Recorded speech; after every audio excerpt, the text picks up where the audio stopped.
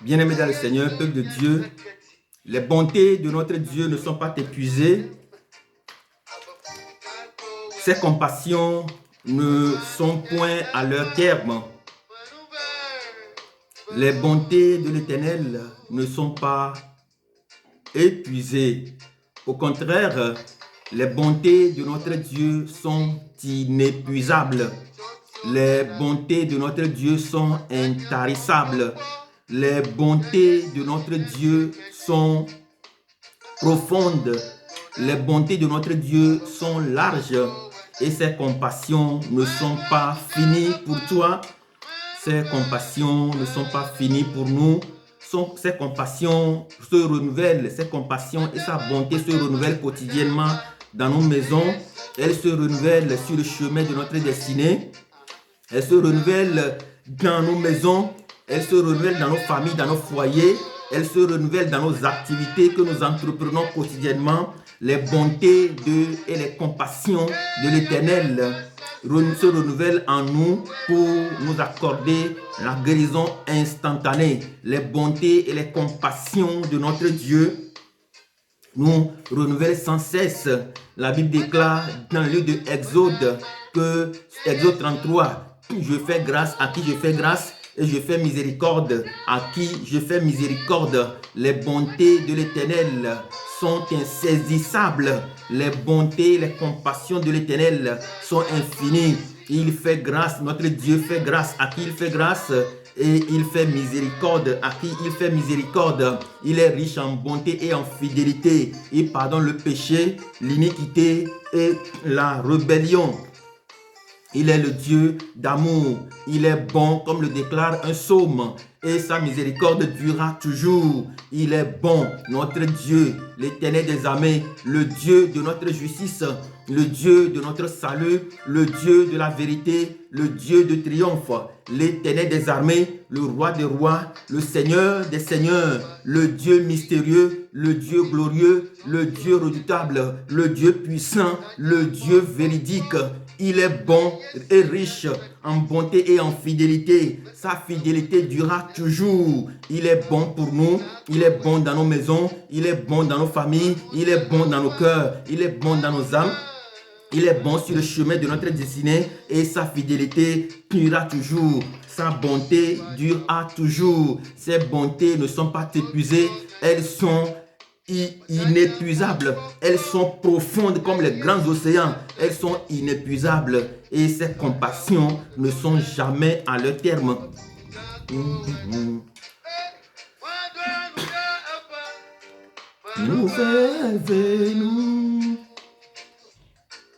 Bien-aimés dans le Seigneur, peuple de Dieu,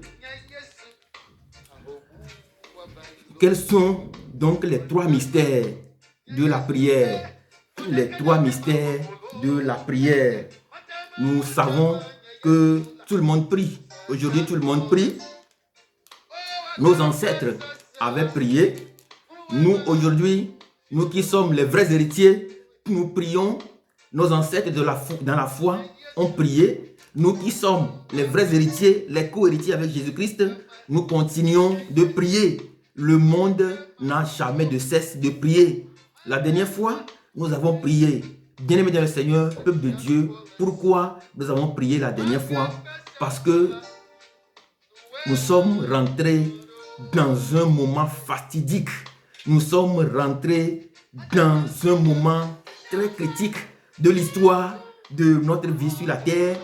Et lorsque même nous prenons à titre d'exemple la plupart des grands hommes de Dieu dont nous avons entendu parler, qui sont déjà partis vers le Père Céleste ou qui sont encore sur la terre, ce qui fait réellement le centre de leur vie, c'est la prière. Nous devons prier quotidiennement. Jésus-Christ a dit, veillez et priez. Dans le jardin de Gethsémani, il a déclaré, veillez et priez pour ne pas rentrer en tentation. Veillez et priez, car l'esprit est bien plein de bonne volonté, mais la chair est très faible. Donc, nous devons prier. Je veux bien dire ici que c'est une année de prière. Si les années dernières, je priais une fois par jour, cette année, il faut que je prie au moins 5 fois par jour. Il faut que j'intensifie la prière. Il faut que véritablement je sois impliqué dans la prière pour éviter véritablement ce qui se trame. Je ne vais pas dire des choses ici, mais je préfère nous dire simplement de prier sans cesse. Je préfère, tout le monde le sait, je préfère nous rappeler de prier sans cesse. Car j'ai vu que des hommes et des femmes continuent de faire des alliances avec les esprits des eaux. Les hommes et les femmes continuent de sacrifier des humains, du sang humain, pour garder leur pouvoir d'influence sur la terre. J'ai vu des choses horribles, j'ai vu des choses terribles, j'ai vu des choses pas possibles. Bien-aimé dans le Seigneur, peuple de Dieu, j'ai vu des choses horribles, très très horribles. Et nous devons véritablement nous engager dans la prière. Nous devons véritablement, je le redis, nous engager sans cesse dans la prière.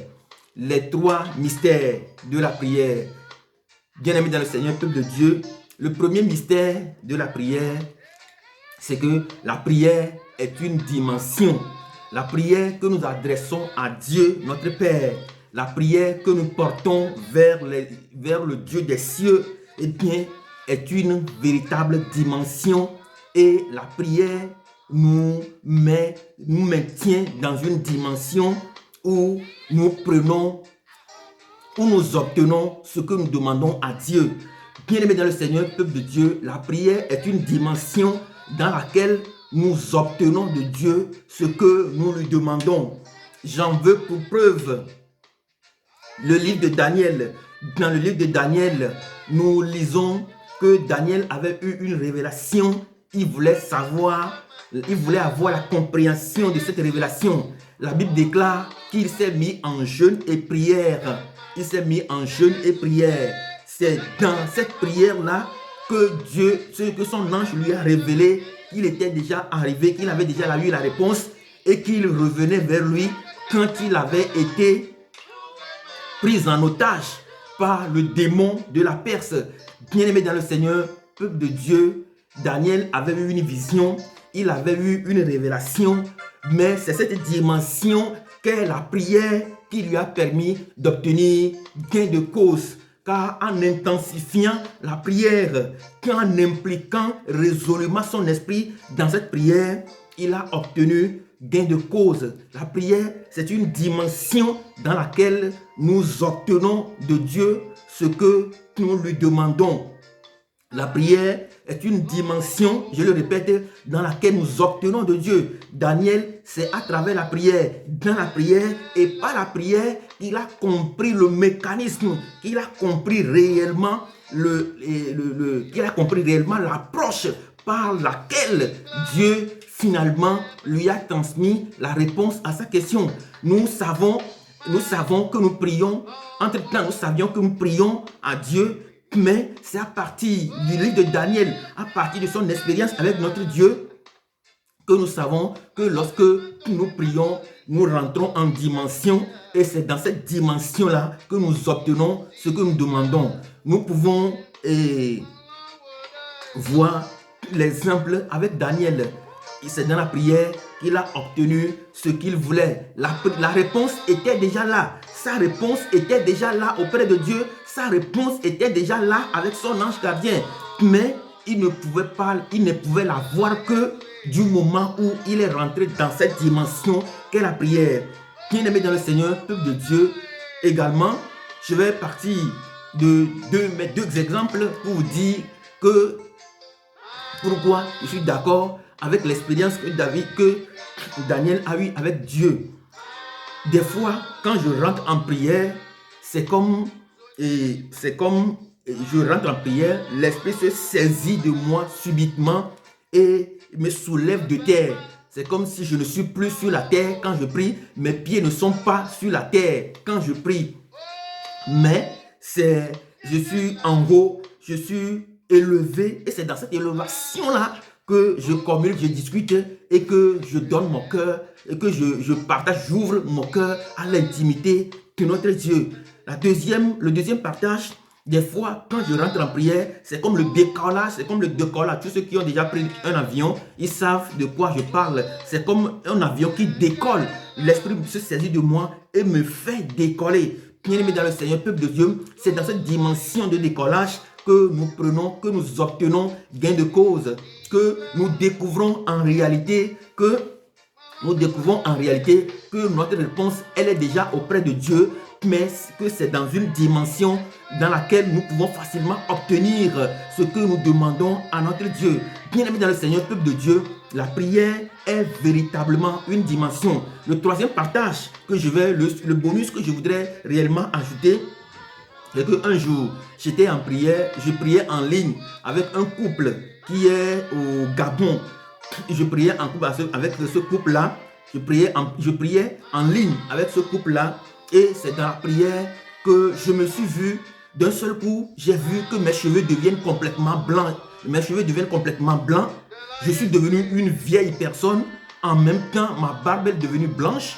Et il y a la fumée qui sortait de mes narines. La fumée sortait de mes narines et il y a un feu, une flamme de feu qui sortait de ma bouche. Subitement, je me suis retrouvé avec le couple en question sur le sol. Je me suis retrouvé chez eux, avec le couple là, avec qui je prie. Bien qu'on priait en ligne, cette dimension nous a permis de nous retrouver et cette dimension a facilité le travail que les anges ont fait sur la femme. Cette femme-là, le jour-là, bien-aimé dans le Seigneur, peuple de Dieu, la prière est véritablement une dimension.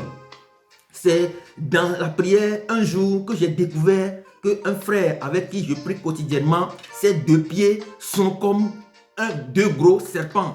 Bien-aimé dans le Seigneur, peuple de Dieu, ces serpents qui lui permettent d'avaler tous les projectiles que les esprits mauvais lui envoient quotidiennement. Bien-aimé dans le Seigneur, peuple de Dieu, la prière est véritablement une dimension. C'est pourquoi nous devons faire extrêmement attention lorsque nous voulons nous engager en prière. Les uns et les autres prennent la prière comme une simple chose. Des fois, on prend la prière comme une simple chose. On rentre dans la prière comme on veut, on prie comme on veut. Des fois même, on veut séduire notre Dieu avec la parole que nous prononçons. Bien-aimés dans le Seigneur, peuple de Dieu, faisons extrêmement attention parce qu'il faut, si véritablement la prière est une dimension et qu'il faut rentrer dans la dimension, ce que Dieu voit pour nous afin de nous maintenir dans cette dimension, c'est le cœur que nous apportons à Dieu, c'est le cœur que nous ouvrons à Dieu, c'est l'esprit que nous ouvrons à Dieu, c'est cette facilité-là que nous avons à nous ouvrir à Dieu, c'est dans cette facilité-là que Dieu nous élève dans les dimensions spirituelles. Lorsque nous prenons Ephésiens chapitre 1 verset 17 à 20, la Bible déclare que Paul, il s'est mis à genoux, il a déclaré: je prie aujourd'hui pour la communauté d'Éphèse, que votre Dieu, le Dieu de miséricorde, vous accorde sa sagesse et sa grande révélation. La sagesse est une dimension, la révélation est une dimension. Il a continué la prière en disant: je prie que Dieu vous donne l'illumination spirituelle. L'illumination spirituelle, bien-aimé dans le Seigneur, peuple de Dieu, c'est une dimension. Eh bien, la prière est véritablement une dimension. Raison pour laquelle, lorsque nous voulons véritablement nous engager en prière, nous devons sans cesse revoir notre cœur. Nous devons sans cesse revoir notre vie spirituelle. Nous devons sans cesse revoir ce que nous avons fait dans la journée. Nous devons sans cesse méditer, revenir sur ce que nous avons fait, méditer sur nos attitudes, sur nos comportements vis-à-vis de ce monde. Bien évidemment, c'est un peuple de Dieu. C'est pourquoi également, dans 2 Chroniques 7,14, la Bible déclare que si le peuple sur qui mon nom est invoqué, s'humilie et prie. Donc nous voyons que la prière, avant même de rentrer en prière, il y a un principe, le principe d'humilité. Nous devons véritablement nous humilier. C'est à partir du cœur. Nous devons véritablement fléchir nos genoux spirituellement. Nous devons transformer le lieu où nous nous retrouvons en un véritable sanctuaire. Nous devons avoir un respect vif, un vif désir de respect vis-à-vis de notre Dieu, afin de pouvoir avoir cette élévation. Et donc, nous voyons que le principe qui précède justement la prière, qui vient avant la prière, c'est l'humilité. Si le peuple sur qui mon nom est invoqué s'humilie, si le peuple sur qui mon nom est invoqué s'humilie, si nous nous humilions, Dieu donne déjà les principes. Si nous nous humilions, deux, si nous nous humilions, si nous rentrons en prière, si nous humilions, nous prions. Mais ça ne se termine pas là. Dieu dit, si mon peuple prie, s'il s'humilie, il prie, il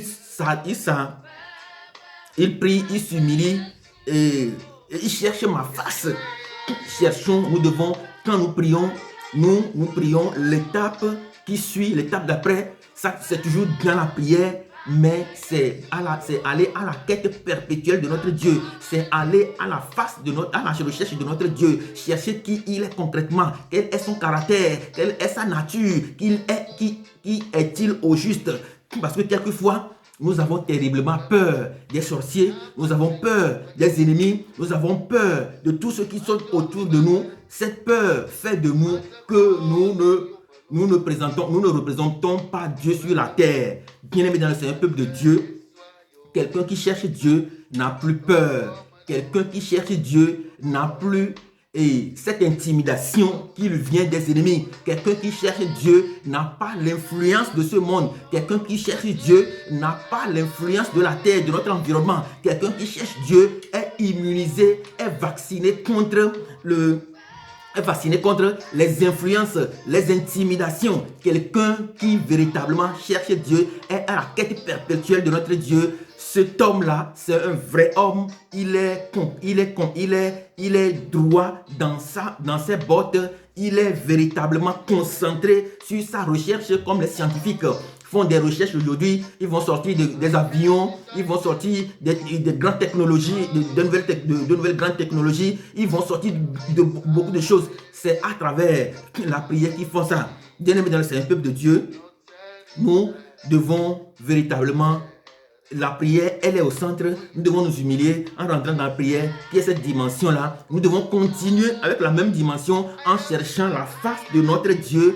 Et nous devons également chercher à nous détourner de nos mauvaises voies pour que la guérison soit notre partage, pour que l'élévation soit notre partage, pour que l'illumination soit notre partage, pour que la puissance de notre Dieu soit notre partage dans le nom puissant de Jésus-Christ.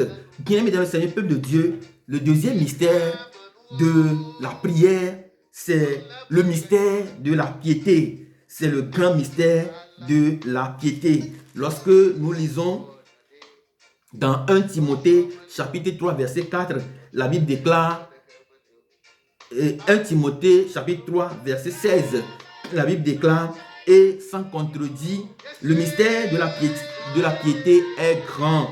Le mystère de la piété est grand.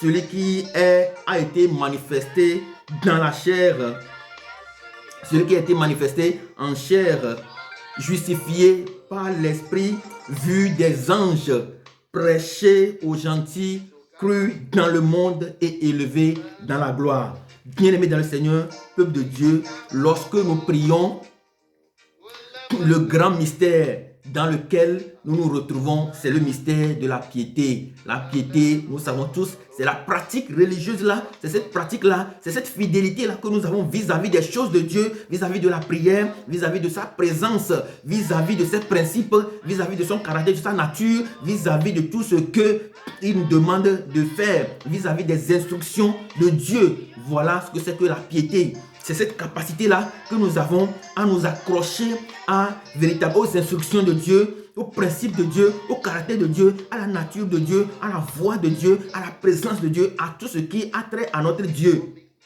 Eh bien, sans le contredire, le mystère est grand. C'est un mystère, la piété est un véritable mystère de la prière. La prière, c'est un véritable mystère de la piété. Voilà, c'est un véritable mystère de la piété. Parce que la Bible dit ici que ce mystère a été manifesté en chair. Ça veut dire que lorsque nous prions, Lorsque nous prions, notre positionnement, nous prions, nous sommes sur la terre, nous sommes positionnés sur la terre. Nous nous manifestons dans la chair. Nous nous manifestons dans la chair. Et lorsque nous nous manifestons dans la chair, cette manifestation, cette autorité que nous avons en Christ Jésus doit impacter l'environnement dans lequel nous prions. Cette prière doit impacter cette dimension dans laquelle nous nous retrouvons, doit impacter l'environnement dans lequel nous nous retrouvons. Lorsque nous prions, cette prière doit impacter véritablement la terre sur laquelle nous nous tenons pour véritablement prier. La Bible déclare dans le livre de Job 5, verset 23, je pense que tu feras l'alliance avec la pierre des champs et tu seras en paix avec les bêtes de la terre. Lorsque nous prions, eh bien, le grand mystère de la piété, c'est que nous entretenons des alliances avec la pierre des champs, avec la terre, avec notre environnement, et nous sommes en paix avec les animaux. Ça veut dire que aucun de ces esprits qui marchent sur la terre ne peut pas avoir une influence sur nous. Lorsque nous prions, eh bien, nous nous manifestons dans la chair, nous manifestons l'autorité du Christ dans la chair, nous manifestons la faveur du Christ dans la chair, nous manifestons la force du Christ dans la chair, nous manifestons la puissance du Christ dans la chair, et nous sommes justifiés par l'Esprit.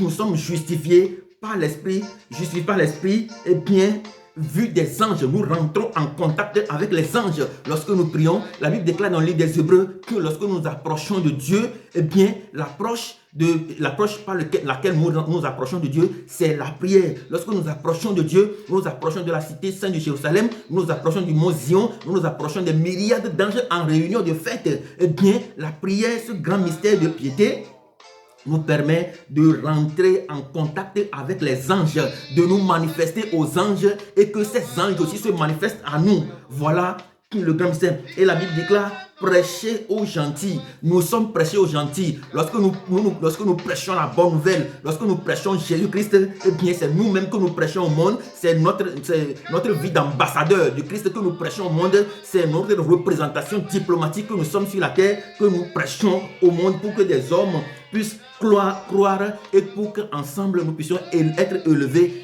dans la gloire. Bien-aimés dans le Seigneur, peuple de Dieu, nous devons avoir bien sûr cette capacité-là de comprendre. Eh bien, je veux dire ici que ce grand mystère de la piété, c'est comme une éducation spirituelle. C'est comme une éducation spirituelle. Nous devons savoir que c'est la socialisation. C'est une manière d'avoir des compétences vis-à-vis des choses de Dieu. Nous devons faire extrêmement attention lorsque nous prions. Parce que la prière, c'est un grand mystère. Voilà pourquoi, si vous demandez quelque chose à Dieu pendant 1 an, 2 ans, 3 ans et que vous ne l'avez pas, bien-aimés dans le Seigneur, peuple de Dieu, essayez de revoir l'environnement dans lequel vous êtes. Essayez de revoir la terre sur laquelle vous marchez. Essayez de revoir, je l'ai déjà dit dans une de mes vidéos, essayez de revoir quelle est la relation que la terre là, que l'environnement dans lequel vous vous retrouvez, quelle est cette relation avec ces esprits. Les esprits peuvent aussi bloquer, peuvent être un blocage pour nos prières. Nous l'avons vu avec Daniel, c'est quand il priait que Dieu lui a fait découvrir que son ange a été bloqué par un démon. Eh bien, ça peut arriver que l'environnement dans lequel même nous prions peut être un blocage. Nous devons le savoir très rapidement pour pouvoir savoir ce qu'il faudra faire et résolument sortir de cette affaire. Bien, mais dans le Seigneur, peuple de Dieu, le troisième mystère, c'est le mystère de l'odeur, de la connaissance du Christ. Lorsque nous prions résolument, lorsque nous prions au Père, lorsque nous prions véritablement, lorsque nous nous engageons véritablement dans la prière, lorsque nous nous confions à Dieu, lorsque nous prions résolument, eh bien, le troisième mystère de la prière, c'est que nous héritons de l'odeur de la connaissance du Christ. Nous héritons l'odeur de la connaissance du Christ. Nous héritons l'odeur de la connaissance du Christ. Ici, je m'en vais nous dire ici que la prière comme mystère, comme odeur de la connaissance, eh bien, c'est comme également une éducation. Eh bien, nous allons voir que si nous sommes en Dieu et que nous voulons véritablement évoluer, nous devons savoir ce que nous devons laisser comme habitude. Nous devons savoir ce que nous devons garder en Christ. Nous devons laisser la vieille outre partir. Nous devons laisser notre ancienne personne partir. Nous devons nous repentir résolument. Si nous ne nous repentons pas, bien-aimés dans le Seigneur, peuple de Dieu, ça se sent en prière. Parce que vous pouvez faire 25 ans de prière, eh bien, vous n'hériterez jamais cette odeur de la connaissance. Vous n'aurez jamais le mystère d'odeur de la connaissance de Christ. Parce que la Bible dit, nous sommes une odeur. Nous sommes pour Dieu la bonne odeur du Christ parmi ceux qui sont sauvés, parmi ceux qui périssent. Aux uns une odeur de la mort, donnant la mort, aux autres une odeur de la vie, donnant la vie. Bien-aimés dans le Seigneur, peuple de Dieu, nous devons savoir nous repentir pour que véritablement la prière soit un mystère d'odeur de la connaissance du Christ pour nous. Lorsque cette odeur se fait sentir, le cœur de Dieu est touché sur son trône céleste et il réagit selon sa compassion et sa bonté qui ne sont jamais finies pour nous. Lorsque nous ne nous repentons pas, lorsque nous gardons un certain nombre d'habitudes pour plaire aux uns et aux autres, bien dans le peuple de Dieu, nous n'allons jamais acquérir cette odeur de la connaissance qui donne la vie. Au contraire, nous allons avoir l'odeur de la connaissance qui donne la mort. Et je m'avais dit ici qu'il en est ainsi pour l'éducation que nous avons. Lorsque nous éduquons nos enfants avec de bonnes choses, lorsque nous leur inculquons la vraie éducation, la bonne éducation, lorsque nous leur donnons ce qu'il faut réellement pour que leur vie soit un véritable témoignage, eh bien, rassurons-nous que lorsqu'ils vont grandir, ils vont grandir avec l'odeur de la connaissance que vous-même vous avez. Mais lorsque cette éducation-là que nous donnons à nos enfants n'est pas bonne, lorsqu'il y a problème, lorsqu'il y a accrochage, lorsque nous avons donné des choses à nos enfants que nous avons donné, nous avons accepté, nous avons été mis en accord avec un certain nombre de comportements que nous savons qui n'est pas du tout bon, mais que nous avons accordé nos enfants. Quand ils vont grandir avec l'odeur de la mort. Ils vont grandir avec ce poison-là que nous avons entretenu en eux. Et ils auront l'odeur de la mort. Au lieu d'avoir l'odeur de la connaissance de la vie, ils vont avoir l'odeur de la mort. Bien-aimés dans le Seigneur, peuple de Dieu, la prière, véritablement, est un mystère. Mystère d'élévation spirituelle, mystère de la piété, mystère de l'odeur de la connaissance du Christ. Mais arrangeons-nous bien, et faisons de telle manière que lorsque nous rentrons en prière, que nous nous sentons véritablement élevés spirituellement, que nous nous sentons véritablement élevés, que nous sentons véritablement fragiles, faibles, que nous nous sentons véritablement que nous sommes en face de Dieu. Le mystère de la piété, nous devons être justifiés, nous devons manifester notre autorité lorsque nous rentrons en prière. Nous devons être justifiés en esprit. L'esprit doit impacter, le Saint-Esprit doit venir impacter, signaler. Le Saint-Esprit doit venir notifier, le Saint-Esprit doit venir confirmer, attester que véritablement c'est un enfant de Dieu, c'est un enfant qui a l'odeur de la connaissance du Christ. Le troisième mystère, c'est le mystère de l'odeur de la connaissance du Christ qui donne la vie.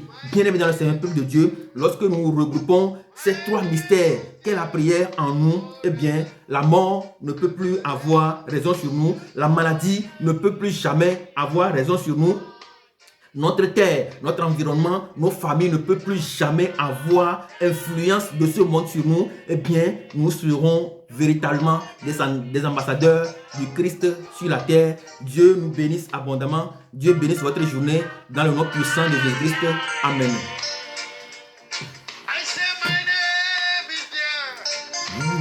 My name is there.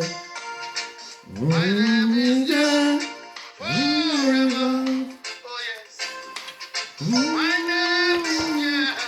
My name is there.